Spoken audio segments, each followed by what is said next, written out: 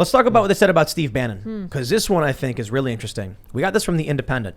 Steve Bannon pledges 20,000 shock troops ready to go as he rants that we control this country. Donald Trump's former strategist has called on GOP to deconstruct the state. The Independent reports Mr. Bannon made the comments as he said he had rallied Republican supporters to deconstruct the state when the party wins the White House again. If you're going to take over the administrative state and deconstruct it, then you have to have shock troops prepared to take it over immediately. Mr. Bannon spoke to the newly formed Association of Republican Presidential Appointees, which was formed to help future GOP officials fill thousands of federal jobs if they win the Oval Office again. He told the new network that he wanted to see pre-trained teams ready to jump into federal agencies at the start of the next GOP presidency. And he doubled down on the claim on his Monday broadcast on Real America's Voice. Now, here's what's funny. What is Steve Bannon saying?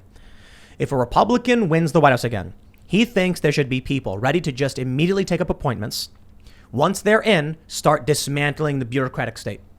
He had stated that one of the troubles that Trump had was he wasn't able to appoint enough people quickly enough to gain control, and thus he was jammed up the whole time. How do they frame it? Shock troops. Well, he said that, but they're making it seem like he's talking about like street violence. Now, more importantly, when you look at how social media deals with this, what is the left saying it? Look, what is the left saying? They look at these stories and they don't read them. So what do they think? All of the comments are basically like, he's pledging insurrection and domestic terror. Why won't they go after him? They're claiming that Steve Bannon admitted that he organized the insurrection when he said that he was involved with, he had like consulted on the planning of a rally, on January 6th or whatever, which is not any riot at the Capitol. But these people don't read the actual news story. So it's funny because it sounds like when Steve Bannon says we control this country, he's talking about the people. When he was on this show, he said, tax the rich, you're getting ripped off. And I'm like, Steve, that's like a kind of leftist position. Right-wing people don't say tax the rich. And they argue with me when I do. And he's like, well, I'm a populist. So when he says we control this country, he's talking about the people. But the media is effective at taking your words out of context and making it seem like you're far right or fringe or whatever. And here you go. With that being said, if parents revolt and we end up seeing some kind of red wave, will Bannon's supposed administrative shock troops dismantle this country? Well, it depends what you talk about when we say dismantling. I think the right has very little power, very little institution power, very little cultural power. So the chances of that, I don't know. A lot of people are just not happy with the Republicans, to be honest with you. I mean, Agreed. They see them as lame ducks. They see them as pathetic people who just sit back, twiddle their thumbs, and say one thing, vote another way, and then sell out their constituents as, of course, they take their money and promise everything and deliver nothing. So there's a lot of discontent. So will they dismantle anything? Well, the likelihood of them doing that, let's be honest here, is very impossible since they don't have any institutional power to do so. I kind of feel like it's a pipe dream on the part of the people who are upset with the bureaucratic state. So some people call it the deep state. And I think it's referred to as like, what is it called? Permanent government? Permanent state. Yeah, administrative state, yeah. Yeah, so this is important stuff to consider. When a president gets elected, these heads of intelligence agencies stay there with more access to knowledge. And that is just a critical point of failure for our country. If we're supposed to have elected representatives who come in to enact their agenda, but you have people who are unable to gain more power, more control over a longer period of time through appointment, then we're not a constitutional republic with democratically elected representatives, are we? Am I the only person here that doesn't feel a lot of hope in the whole phrase and concept of we the people anymore? Oof. I mean that because I genuinely feel like the administrative state, if you want to call them that, is just too strong. Yes, we have parents pushing back locally. They're going to be labeled terrorists. I have another point about that later. But at this point, what do you really do? I don't know if... Because even these people, these parents, that are getting engaged on a local level, they still have to communicate via social media at some point. So what if they just unplug it? Aren't they going to pull every single trick that they can possibly manage in order to make sure that the people don't have any kind of power against such a big, ugly machine? I think hope in Congress is absolutely delusional, but I do think there are some significant things that have developed within the last few months, especially on the local level, that do deserve to be talked about. Places like Florida, places like Texas, places like New Hampshire have initially been living under a totally different system than a lot of other people in the rest of the United States.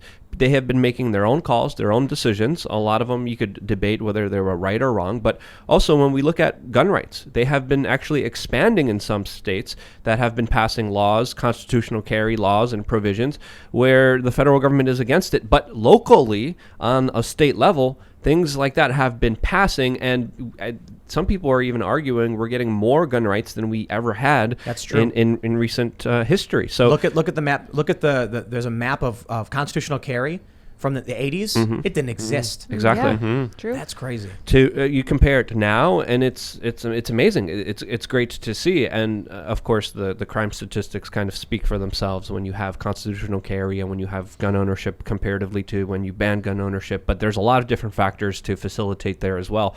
But on that kind of level, I do think there is room for optimism and hope, because we have seen incredible things that have gotten rid of a lot of bureaucracy, gotten rid of a lot of big government. Federal level, I think it's becoming more and more irrelevant because a lot of states are just saying, no, I'm not going to listen to you. We saw Ron DeSantis. We've seen other states say, ATF, you're not coming in here. FBI, you're not coming in here to harass our parents. This is not going to happen here. California and immigration. Yeah. There's so many other examples of this, and I think we're moving towards another form of government where the federal government is becoming less and less relevant, which is amazing, good to see, and exciting for me personally. So is that why the federal government's essentially panicking? Yeah, I think so, because people aren't listening to them. They can't really do much. What are they going to do in Florida? We saw Joe Biden attack Florida viciously. We saw Dr. Fauci say it's going to be a bloodbath in Florida. We saw the mainstream media say that there's going to be bodies piled on Miami Beach. There's going to be a reckoning happening because they're not listening to our overlord, Mr. Fauci.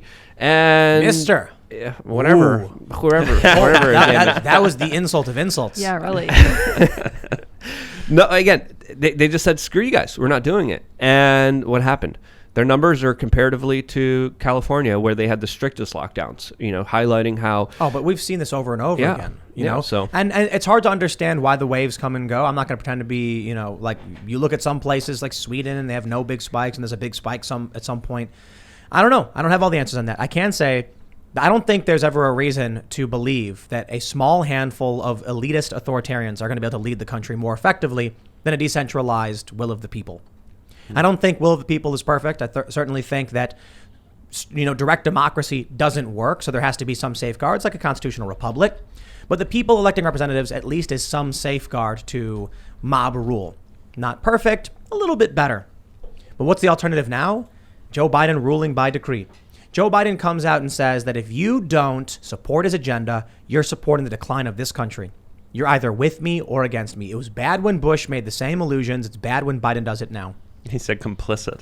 Is that what he said? Yeah, complicit. That's one of those words that's been hijacked by the social justice warriors, right? It's like you're complicit in white supremacy. If you don't confess, there was that recent TED talk by Ibram X. Kendi where he talks about confession. I mean, he literally uses this religious language. And I mean, we've all seen that for a while, but he's literally using it now. And there's that complicit, if you're complicit with your white supremacy, if you're complicit with allowing this country to deteriorate, it's your fault, you're the racist, and you're part of the problem. He's basically complimenting the NCAPs and the libertarians, and to a certain extent, it's funny because Antifa claims to be anti-authoritarian, but all of the Antifa people on my Facebook are absolutely pro-government right now, and it's just like, y'all are dumb.